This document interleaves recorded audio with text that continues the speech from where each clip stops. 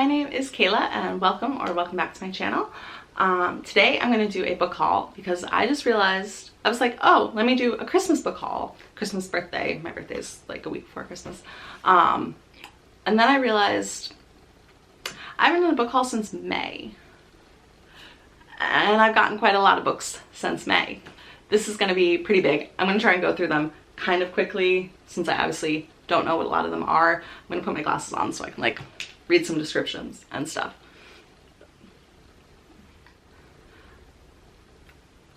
I don't even know where to start. I'm going to start with books that I've gotten at a used bookstore. I just kind of put things in piles based on where they were purchased or like if they were gifts and not really in order. I know a little bit of the order of some of these, but also not really. So I'm gonna start with a random one. This is Nancy Drew The Curse, which is a prequel to the hit CW show. I think I got this on like Book Outlet or Pango Books or something like that, but it was definitely used in some way. This is literally just a prequel book to the series. The final series, like season of the show, aired this year, and I wanted to read this beforehand, and I didn't. So it's about literally one book, and then my battery died, and it'll probably die again because there's so many books. But anyway, then I got Shirley Jackson, The Haunting of Hill House. I got this at Goodwill. Maybe that's where I got the Nancy Drew book too. I don't know. I just kind of always wanted to read this. I loved the show, so. And it was like a literal $2. And then I also got Farewell to Arms by Ernest Hemingway at Goodwill for $2. I had listened to the audiobook of it and I really loved it, so I was like, kind of want to own that. Maybe I'll reread it someday. I don't know. I got Bury My Heart at Wounded Knee and Indian History of the American West by D. Brown. This is kind of an iconic nonfiction about the Native American history of America. I've always wanted to read it. It's a good used book to buy because it's kind of like a thick one, so it'll probably take me a very, very long time to read it, and like spending probably 20 to 30 bucks on like a new version of this to take through 5 years to read it would have been annoying. And then I very recently got these two hardcover, beautiful, beautiful copies of books. This is Sea of Tranquility by Emily St. John Mandel. I almost bought this at a bookstore like the day before I went to this used bookstore and found this for like half price, over half, like more than half price off. And I don't really know what this one is about, but I loved Station 11, so I just want to read more from her. And then this is a Book of the Month book, which is always kind of fun. Like I get Book of the Month books without having to do that. It's No Exit by Taylor Adams, which I've heard a lot of really good things. A lot of my favorite booktubers love this. I think it's like there's a snowstorm and these strangers get stuck at like a rest stop and there's like a kidnapped child or something. They see like a kid is stuck in somebody's car or something. I don't know. It's supposed to be really good, and the Taylor Adams new book sounds good too, but I figure I'll start with this one that everybody seems to love. Then other bookstore books. My partner and I went to a concert in Philadelphia, and we ate lunch at this cute little vegan place, and then we went to Giovanni's Room, which is like a gay bookstore, and bought gay books there. I think these are the two that we bought there. But Carmilla, which is like, I think it actually comes before Dracula, like it's older than Dracula. It's like lesbian vampires. And then Stone Butch Blues by Leslie Feinberg, which is like one of the most iconic pieces of lesbian fiction ever, and I've always wanted to read it, and I'm very excited. My girlfriend already read it and really liked it, so very excited for that. Trying to like improve my queer history knowledge in general. Oh gosh, okay. And here's some other books that I think I might have talked about in other videos. I don't know. Brothers Hawthorne, which is the new book in the Inheritance games. It's like kind of a spin-off, kind of the fourth book, follows the brothers. You know, I pre-ordered it. I loved the Inheritance games, which some people love, some people hate. I loved it. I had a great time. It's a young adult book. Like, it's not gonna be groundbreaking or whatever, but I really enjoyed it. Letters to a Young Poet by Raina Maria Rilke. Loved it. Read it. One of my favorite books of all time. Where should we go next? Yellowface by R. Huang. I bought this like the day it came out and still haven't read it. My girlfriend did. She really liked it. This is definitely like, if I was making like a priority TBR for 2024, this would be on it because I know I'm gonna love it and I'm very excited, but I just haven't gotten around to it. Have The Myth of Sisyphus by Albert Camus. This I dropped in the bath, or no, I spilled water on this. I can't remember what happened, but there was a water problem, which is a little annoying, but because it's like, it's not like a novel, it's like a philosophical book, it's been fine. So I'm about halfway through.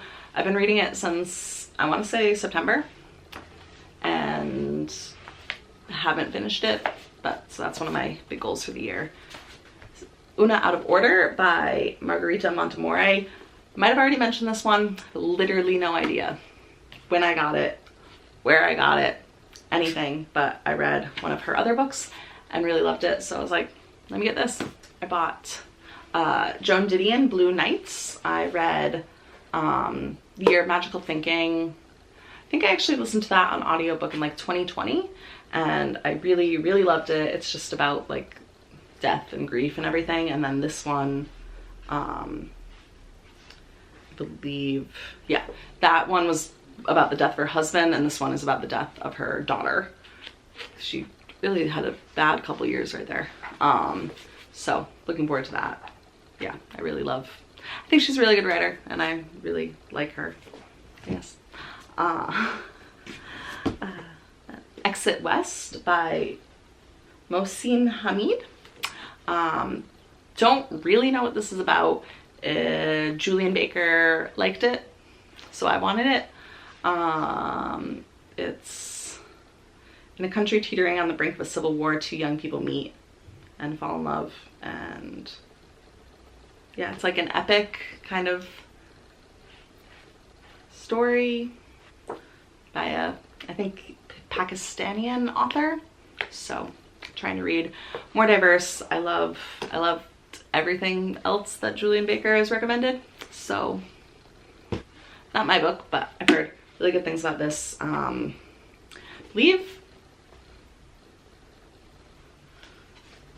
Got this at a bookstore. Yes.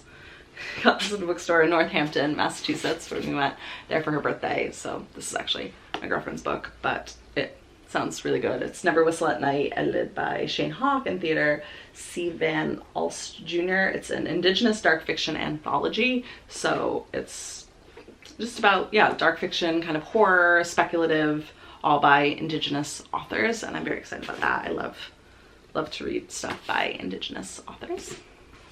See a little bookmark of all the books that I've really tried optimistically to read. This is Cloud Atlas by David Mitchell, which is kind of, I think, probably like a modern classic a little bit. It says, a postmodern visionary who's also a master of styles and genres, David Mitchell combines flat-out adventure and a Nabokovian love of puzzles, a keen eye for characters, and a taste for mind-bending philosophical and scientific speculation in the tradition of Umberto Eco and Philip K. Dick. The result is brilliant original fiction that reveals how disparate people connect, how their fates intertwine, and how their souls drift across time like clouds across the sky. So I started reading it. It takes, the beginning of it is like the 1700s in like the South Pacific, and then I think it jumps back and forth through time, and I don't really know anything about it. Would you be surprised if I said that Julian Baker liked this book? Because you shouldn't be. Then the next book is, I believe, a collection that we got, I don't really remember. This is when it starts to get, I don't remember what books we bought where. Christmas versus like when you buy stuff right after Christmas, a little confusing. This is just kind of the most recent collection, all things that were purchased in December of 2023 or received. So We Play Ourselves by Jen Silverman. I don't really know what this is. This isn't something that I know anything about, but it sounds good. I think it's one of those two women, messy 20-somethings. Yeah, it's about a girl who gets kind of publicly shamed and moves to LA to reinvent herself and meets a filmmaker, and then chaos.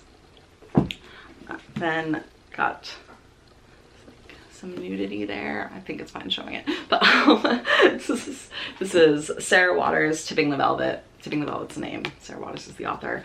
This is another kind of famous queer novel.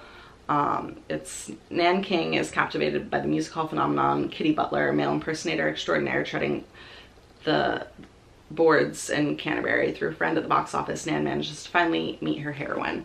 So yeah, it's about kind of like a drag king and lesbians in maybe like the 50s. I don't know. I just know that it's supposed to be really, really good and kind of another iconic queer novel. I got Virginia Woolf, A Room One's Own. This was just like on sale. It was on a table where it was like 50% off if you get 2 books. And I don't remember what the second book we got was. Maybe it was one of those. Who knows? And I've heard mixed things about this, but I feel like it's a kind of feminist classic kind of thing. So excited for that. And it's short, and I love a short book with the way my brain's been lately. And I got The Honeys by Ryan LaSalle. This follows a character named Mars who, like, their twin died, and then weird things happen at summer camp. Not really sure, but it's queer and I think sounds creepy and young adult, and I've heard really, really good things about it. And the main character being named Mars is pretty cool because that was my cat's name. So I love that as a name. Then I got Sisters of the Lost Nation by Nick Medina, which is a young Native girl's hunt for answers about the women mysteriously disappearing from her tribe's reservation leads her to delve into the myths and stories of her people, all while being haunted herself. And it's a debut, and I love, like I said, Indigenous authors, and I'm very excited. I think it's kind of like speculative horror. It has a little blurb thing by Paul Tremblay, who I know is like a horror guy, so I guess I'm in my trying horror era. I don't know. And then this is a massive stack of things that I think were mostly Christmas and birthday presents, and maybe some books that I forgot we bought ourselves. Who knows? The Beautiful Ones by Sylvia Moreno Garcia. This we both love Sylvia Moreno Garcia, and this is like kind of like a Pride and Prejudice, but a little speculative and a very Sylvia Moreno Garcia. So I've heard really good things. I think a lot of people who don't love her other books still really love this one because she's a great writer. So Pachinko by Minjin Lee.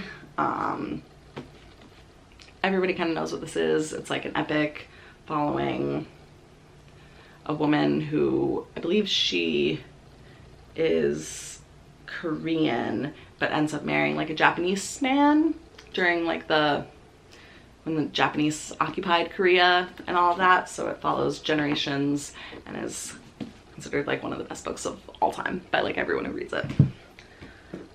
The Inheritance of Orquídea Divina by Zoraida Cordova.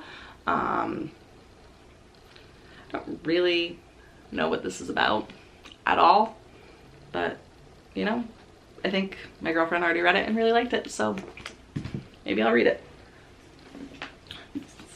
Heaven and Earth Grocery Store by James McBride. It's the winner of a National Book Award, which is cool. Don't know anything really about it. My mom got it for me for Christmas. I think it's kind of a, yeah, it's about the people who live in Chicken Hill, which is like this community full of immigrant Jews and African Americans, and it's kind of about that and about the weird little neighborhood, and obviously there's like an actual plot going on too, but I think it's really just like character and like setting as character, which I always love. And Yours for the Taking by Gabrielle Korn. Don't know anything about this. The year is 2050 and there's in the future, and it sounds bad, a little dystopian. At once a mesmerizing story of queer love, betrayal, and chosen family, and an unflinching indictment of white corporate feminism, Gabrielle Korn, Yours for the Taking, holds a mirror to her own world in all its beauty and horror. Sounds fun. And this book I got for my birthday and I'm in the middle of, and I love it. It is You Again by Kate Goldbeck. It's basically these two people, they meet because they're both sleeping with the same woman, basically, is like the easiest way to kind of describe it. And then they're like, they hate each other, and then they keep kind of, they live in New York and they keep kind of running into each other over the next like 7 years, and eventually start to become friends and respect each other, and then obviously there will be a romance, and their chemistry is like insane, and I really, really love especially her as a character and him. I think that this is like published Raylo fanfic or whatever, or the author, I think a lot of people say this is Raylo fanfic when the author wrote Raylo, but like this wasn't Raylo fanfic, I don't know. And so I think he's supposed to like look like Adam Driver, but I'm definitely picturing Carmy from The Bear. Like he's a chef, like it's Carmy. And Left Hand of Darkness by Ursula K. Le Guin. I don't know, my girlfriend's in her sci-fi era, but I know that this is a good one. I got this for my girlfriend for Christmas, and it's Rouge by Mona Awad. She loved All's Well, and I heard really good things about this, and she said that it was good. It's kind of like an indictment of the beauty industry and beauty standards, and I think also is messed up because it's Mona Awad and all her stuff's messed up, you know? Then They Can't Kill Us Until They Kill Us by Hanif Abdurraqib. This is like an essay collection by Hanif, who is a poet and music journalist. I already read this and told my girlfriend she needs to. And now she owns it, so she's gonna. And these are just book like 2 and 3 in the Wayward Children series, which I'm really excited to read book 1, but I haven't done that yet. So, you know, you got like the first 3 when I do that. And then this is The Last Devil to Die by Richard Osman, which is the 4th book in the Thursday Murder Club. I've read the first 2 and want to read the 3rd one soon so that I can read this one, but I don't want it to end because I think this is like the end. I don't know, very excited. It's old people in a retirement home community.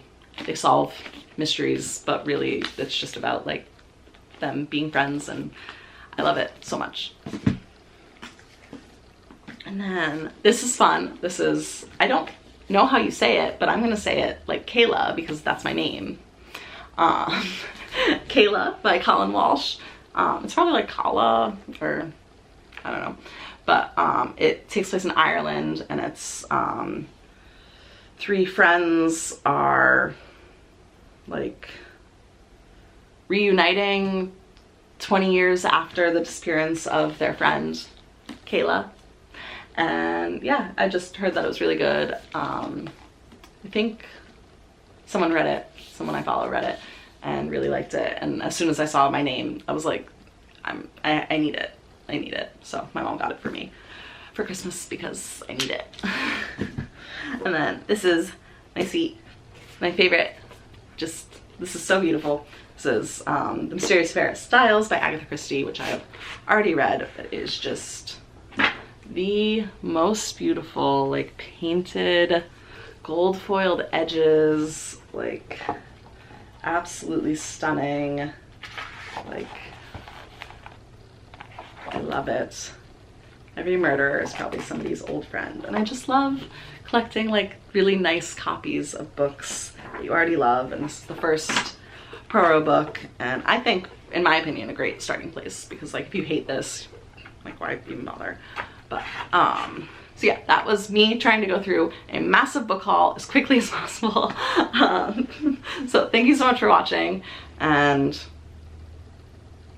I hope maybe this time next year I will have read any of these.